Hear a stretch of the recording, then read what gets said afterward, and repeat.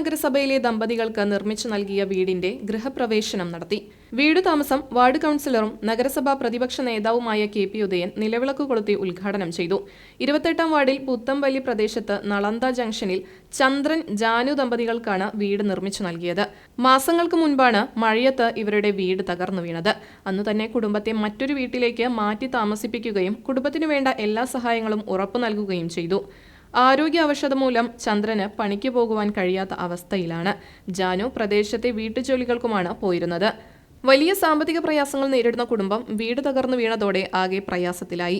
വീടിന്റെ നിർമ്മാണ പ്രവർത്തനങ്ങൾക്ക് നേതൃത്വം നൽകിയ നഗരസഭാ കൗൺസിലർ KM മെഹ്റൂഫിനെ ചടങ്ങിൽ ആദരിച്ചു.